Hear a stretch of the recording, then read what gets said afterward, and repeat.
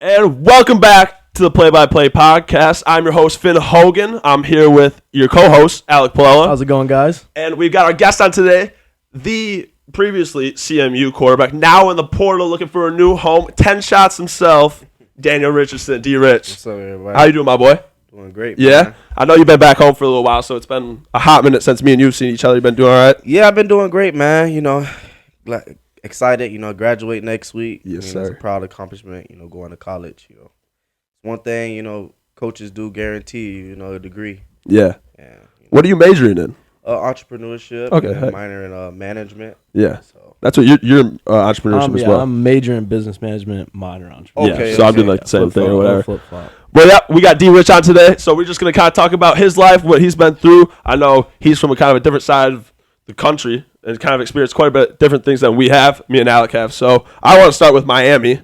I've been to Florida one time in my life, and it was for spring break senior year. Do you ever go to your family? I feel like everybody I goes used to go to Florida. I used to go to Pensacola all the time, and we would go to like Disney World and shit. We call that up top. That's up the top. road. That's Yeah, fair. so like that was like I've been there one time, and it was spring break. And it was by Tampa, but like, what's it like growing up? I know you're from Miami, Right. What's it like growing up in like a place like that? Because like Miami's like the hub, like that's where everybody's at. It's two sides of Miami. When you get to Miami, you got the good side and then you got the bad side. Everybody think it's just South Beach. You go to South Beach, you got the women, you got the places, food, you got the clubs, you got everything. You got the money, the casinos, you got everything.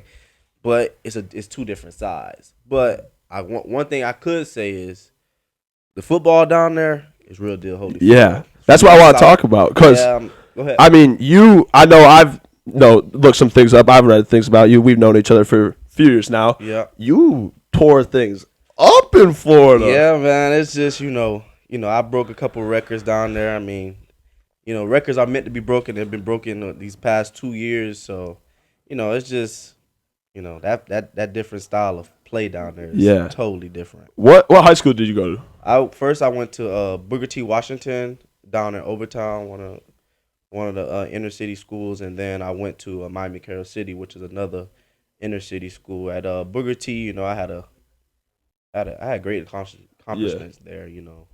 It was fun, man. Just being, I lived in Broward County, my whole life, and then going down there was different atmosphere, and then coming back up the road to Carroll City, and didn't win a state championship my senior year, but we were number one in the country at one point. Yeah.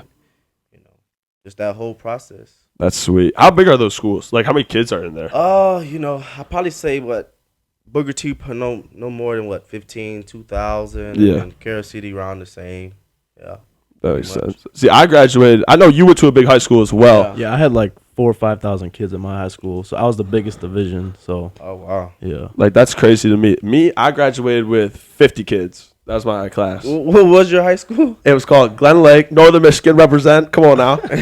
But no, it was a K through 12. So I went to kindergarten down the hall from where I graduated. Wow. Yeah. Yeah, so I actually went to visit Finn's school, and I think all 12 grades, all 12 grades were the same size as my high school, pretty much. Like that.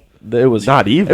It was pretty big. Like, you mean the building? The building was big. Like, it was bigger than I thought. Like, considering there's only like a couple hundred kids that go there. But yeah, it was crazy, dude. So wow. So I can't even imagine being in growing up in like a city and then going to a high school like that. And then I went to all black school in a sense. We had a couple Spanish kids and Latinos and a couple white kids, but it wasn't too many. Yeah, like for me, Northern Michigan, you can pretty much guess, all white. I think we had one black kid, and that was it. Like, that was literally it. So I know what's for you in Chicago? Yeah, we had a couple kids, but it wasn't anything crazy. I guess majority are white. Majority is white for you. Yeah, so that's obviously a huge difference.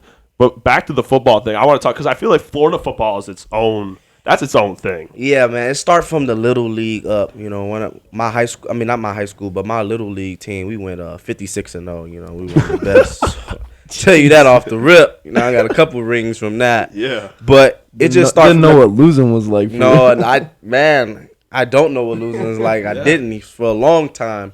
But at the end of the day, man, like 7-on-7 is another big part down there in Florida. Like, it starts from January all until May, and that's big, man. I done been to Vegas. I done been all over for real, man. I done been to Georgia. I done won the Pylon Championship, man. You pull it up, man. I done did it all, man. I'll tell you that much. So I'm curious. So did you play with any like big names that are out there right now? Yep, man.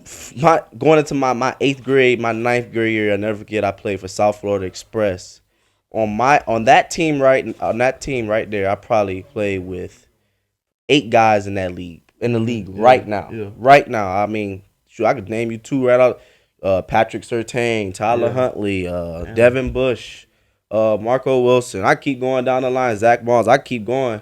Sometimes I gotta look at the roster. That sounds crazy to me because my high school, only one other kid went to play Division I football. Right. And he actually came. He came. And I was on my 7-on-7 team. Yeah, that was on my 7.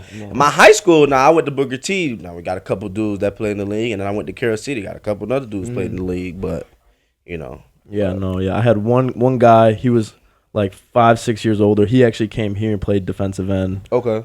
Chris Cantavelis, but so my school, nobody really went big. I was the 3rd D1 athlete in our high school history. Like nobody goes. And Nick Apsey, who's also at Central, he's another one, and his brother. And then I think one guy baseball went like JUCO, and then he went to Ohio State, something like that. But it's like a totally different thing. Like you talk about the 7-on-7 stuff. I've never done anything like that in my life. That's crazy, man. That's like another platform for us, for colleges to see, our talent. And it's football down there is year round, man. We start from January to December. We don't stop. Yeah. Like we don't stop at all, and it's all gas, no brakes. Yeah. Did you play any other sports? Well, I did a little basketball. I mean, you know how we hoop. Yeah. Me and DRich, for anybody that don't know, we hoop together, man. It's a duo. Yeah.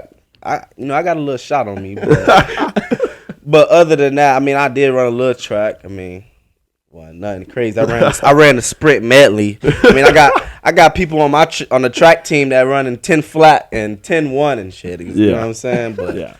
No, yeah, see, like that's crazy. Like you guys, not like you said, like the recruiting aspect of that. Like playing football year round, doing regular football, 7-on-7, doing things like that. I feel like that just puts like you guys out there in such a much better position. Yeah, man. Like for me, like I said, never done 7-on-7 in my life. Like I said, I played basketball, track in high school as well. So like it was never something like I mean, I got serious about football when I got to my like junior year, after my junior season and things like that. But like for you, that was life, like your whole life. True. Since 8th grade, we've been playing probably before that. Flag league for 4th grade, we been playing 7-on-7. So it's just the ground up. They start us young, and I've been playing since I was 4 years old. When did you start playing football? Not for. I mean, I don't. When did you? I didn't start until the 5th grade. I think I was older than that. I was 3rd grade, I think. Yeah, I was 4 years old, man. We start from the ground up, and everybody want to be on top. Is football still the same as it was like when you were in high school at Florida? I mean, it's a couple schools that still got the edge, but it changed a lot. Like for us, I know, like once concussions and things. Like I remember growing up as a kid, we would do like our high school camps, things like that. Yeah. And like you get tons of kids out there, like everybody be out there. And now I go back and I'm like, there's nobody out here like at all. Like. Man. Have numbers dropped for you guys, or is it like still like the same like football? Like it might maybe the skill isn't there, but the skill. I mean, when I think about South Florida, I mean the skill is always gonna be there. That's number one. Yeah, we're always gonna have the speed. We're gonna have the receivers. We're gonna have the DBs. We're gonna have the running backs. Not too many quarterbacks, but we have enough. And then we got some people in the trenches. Yeah, I tell you that much. But I tell you this for colleges, if you want a D1 athlete. Go to Florida. South Florida, yeah. For sure. Take me through, because I want to ask you, I know, like we talked about earlier, you were the man in Florida. You set all the records. I was. I led in touchdowns and in passing yards for about 2 years, and then it got broken by one student at Booker T, and then it just got broken this year by a kid at Northwestern, Miami Northwestern, one of my rival high schools. So when I seen that the year before, I was like, man, what the heck? Yeah. And, always records are meant to be broken. But, I mean, I missed a couple games in high school. I can't really make no excuses. But it is what it is. Yeah. So, now I also want to talk about, because I know you're smaller for a quarterback. You're smaller. Right. What was, like, I know the typical, Division I quarterbacks, that big 6'4", Yeah. guy that can throw it a mile, thing like that. Kind of talk about like what your recruiting experience was like that with like kind of fighting through those. Well, going into my 9th grade year, I was already 5'8", 5'9.5". I mean, I thought I was gonna grow my feet. You see my feet? Shoot, I'm wearing a size 12 already, so I'm thinking I'm gonna be at least 6'1". So I thought I was gonna grow, but that recruiting phase, going into my 9th and 10th grade year, I had a couple weapons with me, throwing the ball. But other than that, man, it's just colleges will come to the school. Any college in America will come to our school and really, just be like, dang, who is that kid? Yeah. But how tall is he? Yeah. What makes him different than this guy that's 6'5" or 6'4"? And when I tell him straight up, shoot, I'm special. You take me, I'm gonna win a championship. That's my goal, to help the team do whatever it can. But that's really the main thing. That process was really tough on me going into, my 11th and 12th grade year, especially I got hurt my 11th grade year. So that was another, problem as well. What was your first offer? Who was the first school offer? Going out of 9th grade, I think it was FIU. Yeah. Okay, yeah. FIU, and then I think FAU also offered me too. So. Okay. What were your like top 5 kind of like 5? I mean, Toledo offered me my 10th grade, I think. Going into my 11th grade year, I think Toledo offered me. And then I had an offer from, I think, UAB, I think it was, something like that. I got to check. And then had another, like, small school. And then going into my senior year, I really didn't know where I was going to end up at. For real. I really didn't know. And like a lot of players that I played with had big offers, like Florida State, Alabama. You could name them, they had them. Yeah. And then I was around guys, like elite guys. But like, I'm looking at myself like, am I doing something wrong? Or like, what is it? Why I'm not getting this same, same attention by these college coaches? But Central gave me the opportunity. Yeah. I mean, what was it like for you? Because I mean, my situation's drastically different from all you guys. Yeah, no, I mean, I started getting recruited sophomore year, I'd say, and I started talking to some of like the bigger schools, like U of I, like Northwestern, and the schools in Illinois. And then junior year, season happened, and then I started getting offered by like the MAC schools, that kind of thing. And then I got hurt my last game, and then that's when like things kind of like cut down with some. And then COVID hit as well, right? Yeah, COVID was huge. That all happened. Wow. So like I was talking to some bigger schools, and then with all that, they didn't want to see me play with my injury. Yeah. And then the season got canceled, so then I couldn't show anything. So then. So. Like me, I wanted to play basketball, like freshman, sophomore, and then like pretty much going into junior year, I was like basketball, and then I had a really good junior year. We went to state finals, did a bunch of stuff like that, and then I was like, okay, I want to do this. Like this is what I want to do with. Then COVID hit, so like I've never been to a football camp. Yeah. Like I've never been to anything like that. Like so all that not stuff. Like no elite, like no, I've never nothing? not a camp, nothing at all. Rivals, nothing. Wow. Never went to a camp, so it's kind of just like. I took my film and I'd send it. I'd be like, hey, like if anybody wants to look at this, like, nobody ever heard of me or anything. I'm not on any websites. I'm not on like the 24/7. Yeah, you also said that you started like late. Like that's what I did. Like, I didn't even decide until after, like, right. COVID. Once again, COVID hit, and then I was like, there's no camps. Yeah, nobody was like doing visits, things like that. So I was kind of in a tough spot. I got like a couple of the D2 offers and stuff like that, but even like a lot of their schools they didn't want to do anything with me. Mm-hmm. And then Coach Akey, defensive coordinator here, came to me and was like, "Hey, we can give you a PWO," and I was like, "Screw it, we'll take it." So mine was like way different. Mm-hmm. Like your path. Yeah, no, that's why it's so cool to have like you guys, and I just love the college situation just because we all have such different like backgrounds and ways that we've gotten to this point, and now we're all like here together. But I could say this, so. Going into my senior year with the season we had, right after the playoff game we lost, going into that week, it was signing week the following week. And the schools really weren't talking to me, like FIU, FAU, Toledo, all those schools. They weren't really saying anything like if I could commit or, is it committable, anything. But like, I remember it was like a Wednesday. Cause I had JTO, whatever it was. You could leave school early, like at 12 o'clock. So-called do a job. My job was home playing Madden. So I was home. I was playing Madden. I never forget.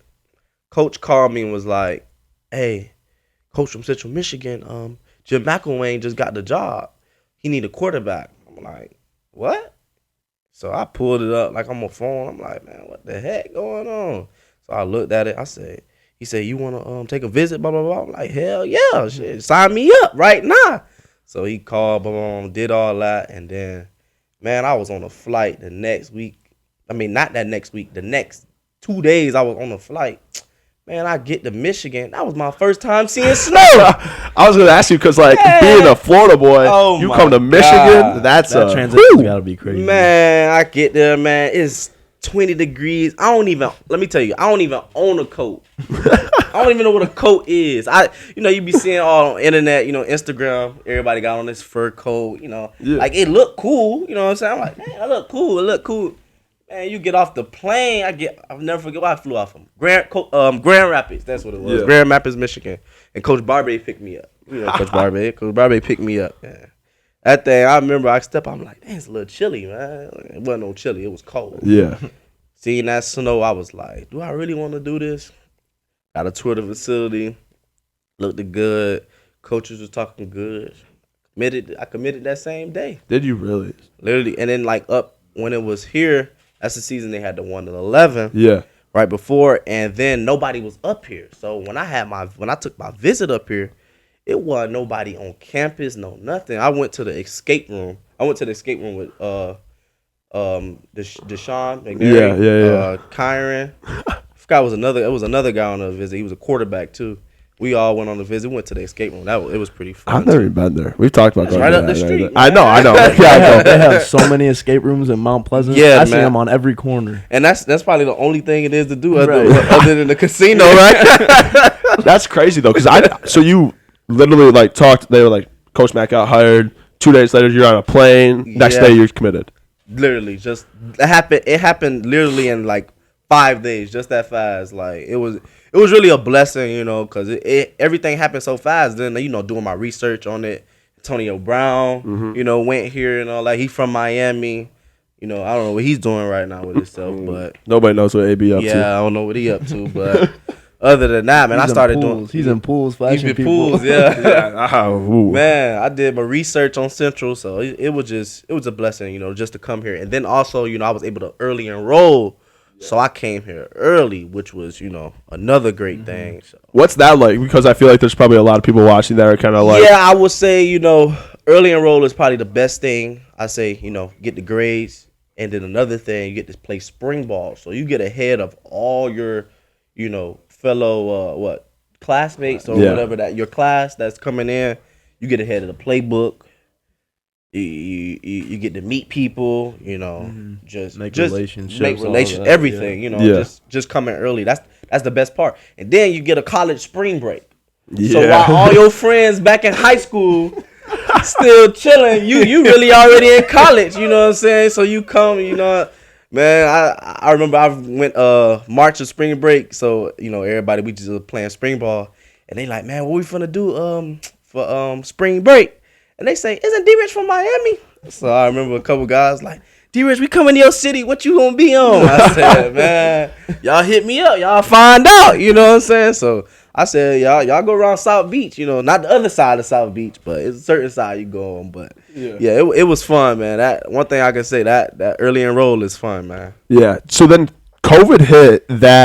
Was it that spring or was it the next spring? The next spring. Okay. So when I got here, it's crazy. When I first got here, that 2019, it was like the coldest Michigan has ever been in like so long. It was like a polar vortex or something like that. I remember it was like -7 or something. We couldn't even leave the dorms. I stayed in 201 or something like that. You know what I'm saying?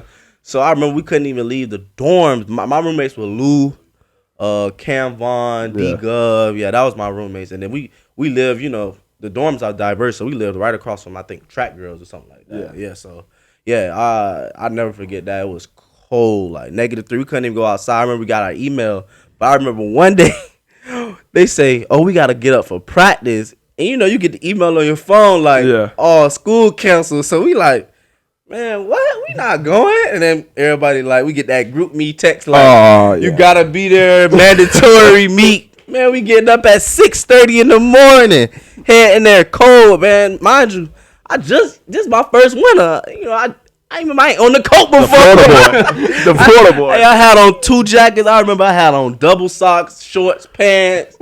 Man, he wore his whole wardrobe. man, Yeah, I wore right. everything. Hat, Scully, scarf. Man, I wore everything. You couldn't even see my. All you can see is my eyes. Real talk. What? So then you had that go through the first summer. What was that first season like? You redshirted, right? Right, yeah, redshirted. Yep. Who was the quarterback? Quentin Dormady and Okay, David Moore. Yeah. And Tommy Lazaro. Okay. Yep, those 3 guys were the quarterbacks, and just learning from those guys was they were much older, transfer guys, and that season right there was an awesome season. Wish we could have finished it in a different way, won the championship, but that was Coach Mack's very first year. And there was a lot of change, Yeah. We went to a bowl game. We went to New Mexico Bowl, even though we came up short. But I actually played in the New Mexico game. So I played in 3 games. I played in Toledo game at the end where we were winning.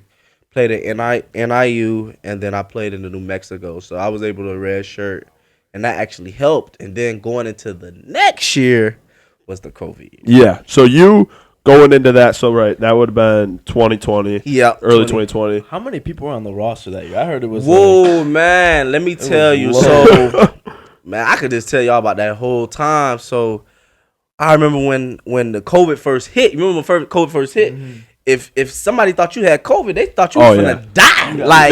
You got 2 weeks. You got 2 weeks to. Hey, what they say? The doctor say you got 2 weeks to live. A week. Man, they thought you had a minute to live. Boy, man, I remember. I'll never forget.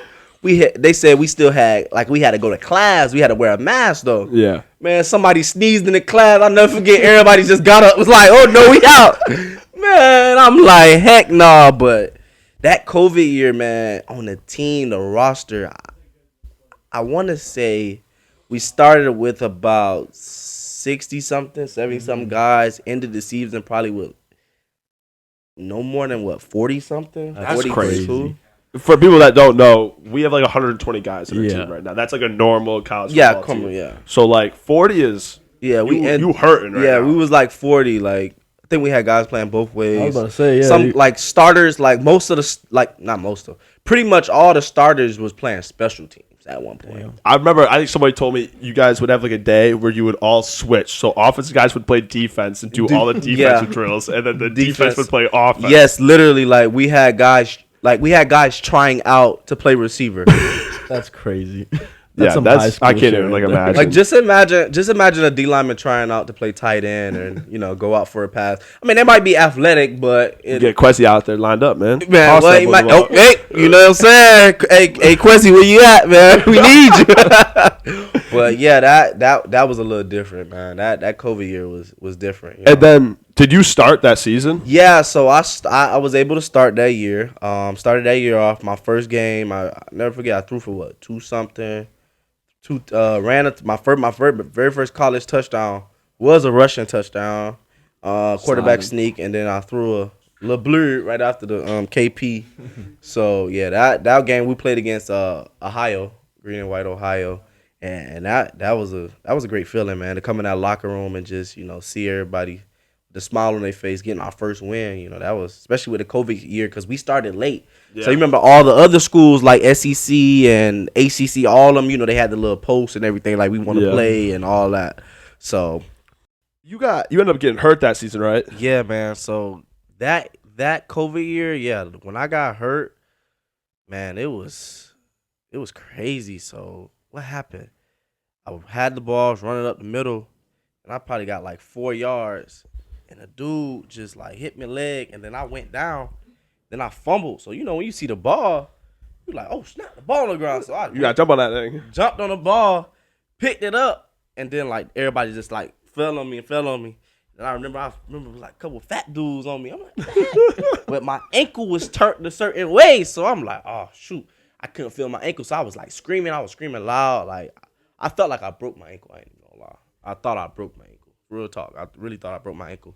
And then it ended up, being a high sprain. That's what they call it. But have you ever had what other injuries have you ever had any big injuries? I hurt my shoulder before. I mean, it was nothing major. Yeah, that was last year that happened. Yeah, little AC. I mean, everybody go through little bumps and bruises. It ain't really nothing major. But other than that, I just had a little ankle and my knee one time. But that was probably middle school. Yeah, I feel that way. I know You've had some injuries for sure. You've been through some stuff. Yeah, so I have broken this collarbone. I've torn this shoulder. I broke this wrist twice. Oh my God! I tore that ankle. And you still living? I had a herniated disc in my neck. Oh my God! I've been through it for sure. Alex had bad ankle things. Yeah. At the end of the season, man. he was pushed into a bush and rolled his ankle. Yeah, come back into the dorms. I got shoved in the back, rolled my ankle on some rocks. It was What is that called? A non-athletic injury. Alec Palella. I call it bad luck. That shit was terrible. It's a non-athlete. Non-athletic. Yeah, non-athletic. There you go. No, I know. I'm like the injury prone guy. I broke this with you guys last year against Missouri. And then I broke this one twice, 7th grade and 10th grade. Yeah. So they're both metal. I broke this wrist, travel basketball, trying to dunk on somebody. Body. Did you do God, it? no. I was so far away, bro. I went up. Blake Griffin. No, I went up. He hit me, and I just went like over top of him. Landed right on it. Got up there like, can you shoot? I was like, yeah. I got to the free throw line, bro. I almost passed out. I was like sitting there trying to like focus. I like dropped the ball. I was like, I gotta come out. I gotta come out. Wow. And then I broke my pelvis in track. Yeah. Running track. Did the 400. It was a 4x4 relay. And I was coming around and boom, it sounded like a gunshot. Like just rips a piece of your pelvis off. Kept running. Got to about 100 left. I was like, oh my God, that hurts so bad. Wow. And then hit 50, walked across that finish line. It was bad. So I've had my fair share, hamstrings, some other stuff like that. Yeah. But like nothing major.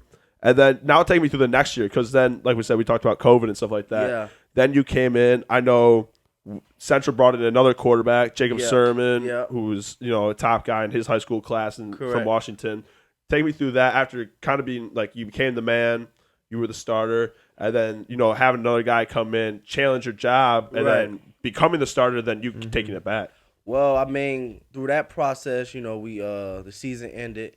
And then spring came around, I thought I had an awesome spring. I thought I did well in spring. We both had a good spring. And then going to the summer, we didn't know who they were going to start. And then you remember Coach Mack got his appendix removed. Yeah. So he had missed it. He was going to meet with both of us and tell us, I guess, who was starting. But I guess they went with Sermon or whatever case may be. And we went into a Missouri game. Mm-hmm. And I never forget. I remember he got hurt for one play. It was third down. I was third down. And coach put me in, and I'm like, all right, what play we finna run? It was six buzz or something like that. It was. I know Corey caught it in the back. Yeah, it was it was track. So we had like a little corner route with a little flat. Man, I'll never forget. I caught that thing one step, put it in the back of the end zone. He caught it, had 1 foot. Remember the ref said no good. They reviewed it, and when everybody's watching on the screen. When he caught it, he had a toe in bounds. All you need in college is a little inch, man. He had that toe, man. I was on the sideline like, yeah, man, what the? That was one play, one tug. Yeah, bleep, bleep, bleep, bleep, bleep, and all that. So, you know what I'm saying? That pretty much, man. I was all hyped. And then right after, I thought they was going to keep me in. Yeah. But then they went with Sermon back again. So I'm like, oh, okay. Then going into the next week, Robert Morris, they started him again.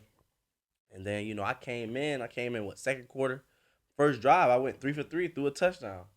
And then the next drive came in, went, and then after that was going into the fourth and third quarter.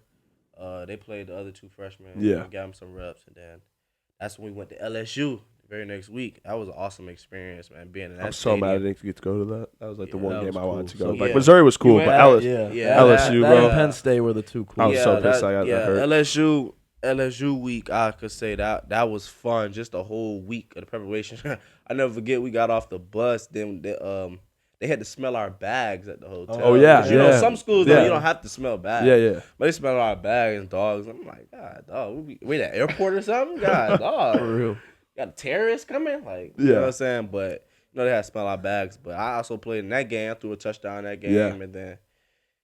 The rest was history when FIU came. I'll never forget. Yeah, so walk me through that game. For people that don't know, you came in. FIU was one of them. Remember I said earlier, they were one of the first people that offered me. So the majority of that whole team, I knew. I played against. Guys from Florida. DBs, receivers, everybody.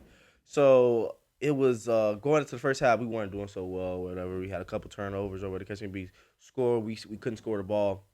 going into the third quarter, it was still, So I remember because I used to be on the headset. So I remember coach was like, tell DRich to get ready. But I overheard it. So I'm like, okay, get ready. Yeah. So then warming up, boom, so coach said, you going in? So boom, I go in or whatever the case may be. First snap, threw a pass, handed it off. I think I did. And then I fumbled.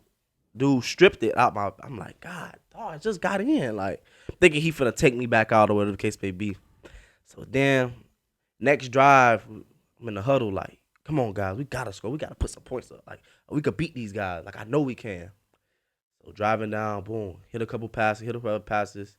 Then the first touchdown, boom, I threw it to Lou. Boom, I never forget. Threw the wheel route to Lou. Then we got the defense got a 3 and out. We got the ball back again.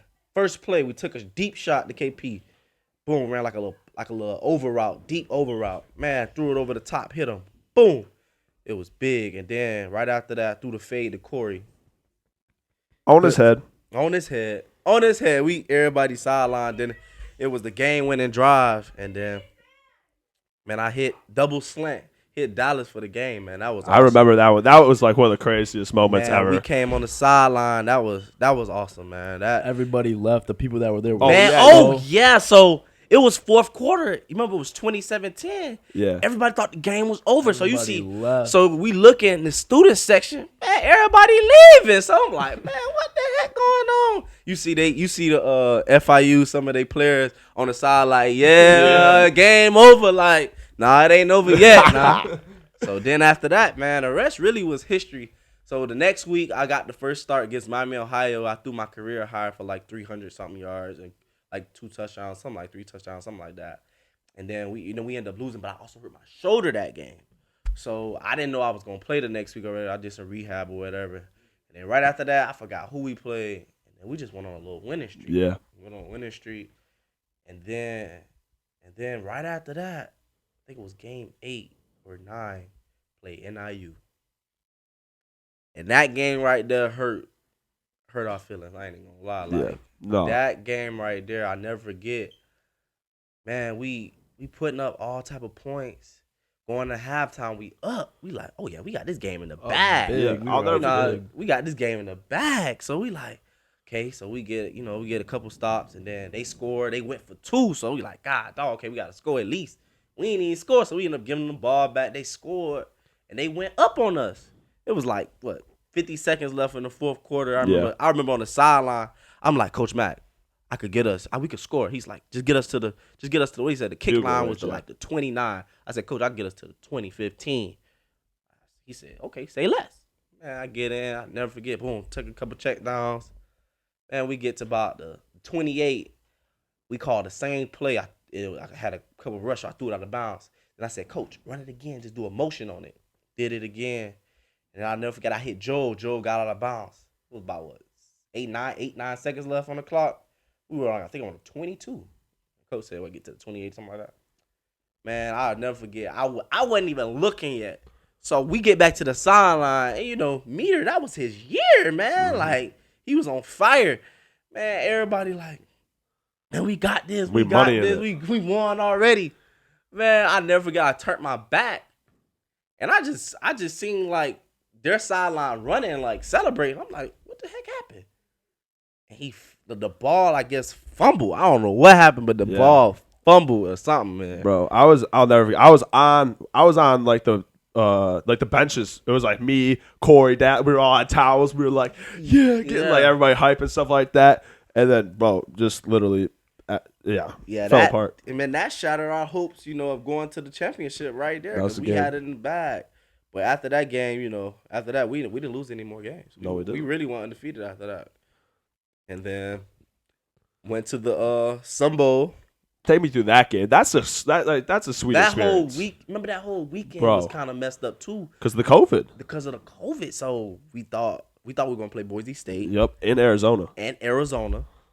And Boise State said they had too many players sick, but really, ain't no shade at Boise State. They didn't want the smoke. They didn't want the smoke. Everybody know that. They didn't want the smoke. smoke. They heard the Chippewas coming in, they didn't want the smoke. But at the end of the day, we ended up taking on Washington State and, Sun Bowl. And that was probably one of the biggest games that Central Michigan has ever seen. Probably is going to be one of the biggest games that Central Michigan will ever see in a bowl game. CBS, that was a national television, New Year's Eve. I never forget. I had people calling me all over, like, man, we seen you on TV. I'm like, for real? They were like, yeah, it was on Channel 4. I'm like, oh, stop. God, no. You know what I'm saying? That's, you just turn on, you don't even have, if you have cable, regular, you can just hit 1, 2, 3, 4. You on Channel 4. That was a blessing just to be on that. So, I also wanted to ask just about, like, being a quarterback. I think I always say the two hardest positions, quarterback, corner, and then I say tight end, because QB, you have to the amount of stuff that you have to go through, pre-snap, things like that is unbelievable.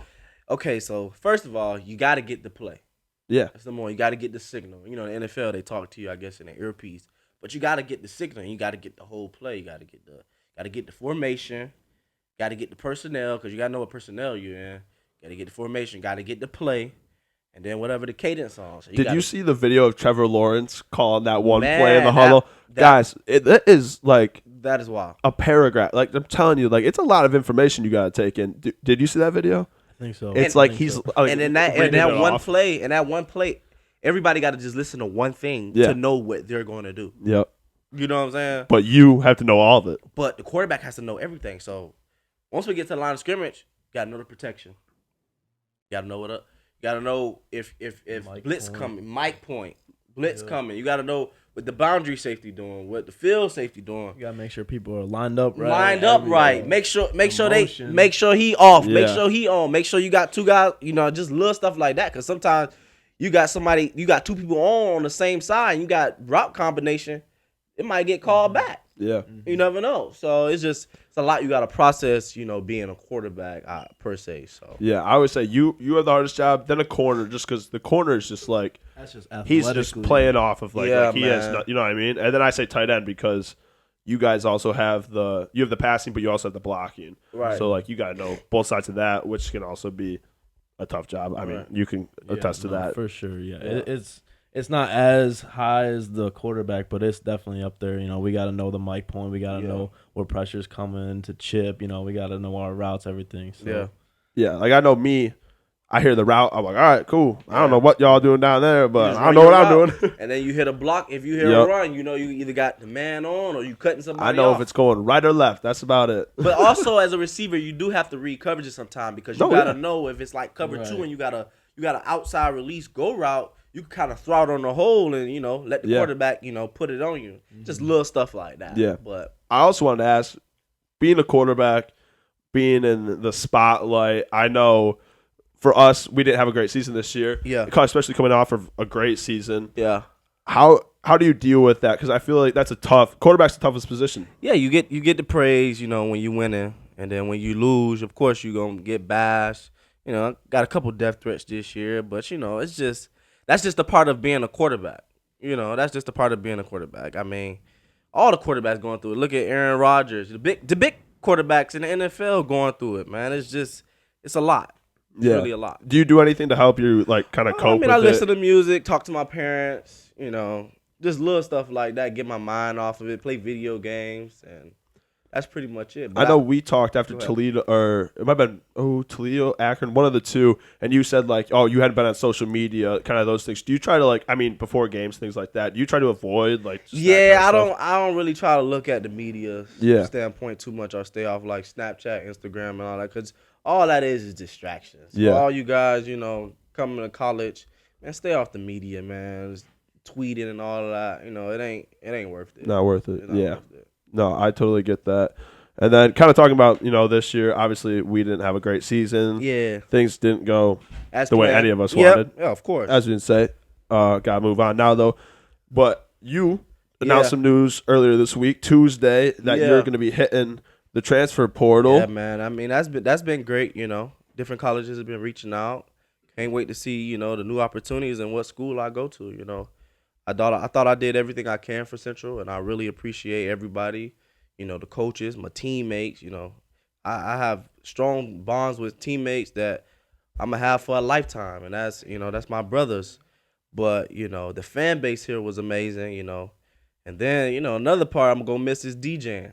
Yes. Man, I tell you that, boy. Because we wanted to ask you about that as well. DJing. How did you get into DJing? Man, so basically I was DJing when I started. I started DJing probably when I was like 15, 16, like little kid parties and stuff like that. High school, like prep rallies and stuff like that. So that kind of blew up right there. And then like when I got to about 11th grade, I forgot I did like this big old party.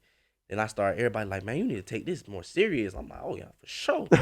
So then whole 12th grade, I was booked for different stuff, weddings, baby shower, all type of stuff, man. I'm getting paid off the roof. So then when I get to college, I'm like, man, I'm just gonna wrap it up. It's gonna be done. Yeah. So man, I never forget, one time I was in the club with John Hunter.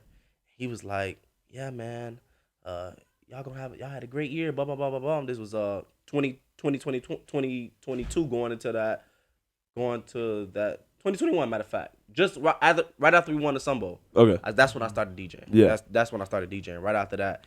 And he was like, man, we need to find another DJ in here. I said, I DJ too. He's like, for real? You play or you actually DJ? I was like, nah, man, I actually DJ. He was like, man, we need to set it up then. So I showed him a couple things. He was like, man, we can make sure I have a big thing. So I remember, never forget February. That's when the whole flyer came out. It was like, man, DRich DJing. I'll never forget that. Man, they was like, man, that's play. Everybody was like, DJ DRich gonna be at Wayside this weekend. I was like, what? They said that's the Packers Wayside. Bro, that place was crazy. Bro, I remember we was in there like this, wall to wall. I was in the booth. My favorite thing is when I'm dancing, I hear DRich yelling on the mic. He's like, let's get dirty. It's like jumping up and down. Man, that was wild, man. That experience. So I'm gonna definitely miss that for sure. I also wanted to ask the name DRich. Who gave you that? Because I know we got here, everybody's like, "Oh, that's DRich." I was like, "Who gave me DRich?" Like what? Like what's I'm trying to think. DRich? No, I'm trying to think. Who gave? That's a good question. People started calling me that. What? My 19th grade year. 9th, 10th. So it wasn't like a whole life thing. It's not like you got from a grandparent, something like that. I It's been your life. that name to about 9th grade. Cause everybody, I used to go by Daniel. Yeah. Like literally, like I don't like that name, but. No, I'm not gonna say I don't like my name, but at the end of the day, I'll never forget one meeting. No, it might have been a practice, and you were like looking one way, and Barbe was trying to get your attention. He was like, DRich, Daniel, and everybody was like, hey, yo. And they were like, yo, we don't call him that, bro. Like, don't be saying that thing. Like, everybody was like, wow, yeah. Barbe goes, my bad. Yeah. DRich, understand, like, bro, it was wild, bro. Crying, yeah, it's like a respect thing, everybody call me DRich, so that's just a thing. I'll never forget. That was so funny. You ever Barbe thought was about like freaking out. legally changing your name to DRich? Yeah, man. Like, come on, man. Heck nah. You should. Sweet. You should do it. What? Legally change the name to DRich? First name D, last name Rich. That wouldn't be bad. You could do like, no, that would be weird. I was going to say D. You threw a hyphen in there. Yeah, that'd be God, hard. that'd be so funny. So when you graduate? I graduate next week, man. All my peoples come up next week, and that's going to be fun. 17th. Excited for that. That's man. awesome. Heck yeah. Congratulations. Appreciate that, man. Yeah, but we wanted to make sure we got you on. I know.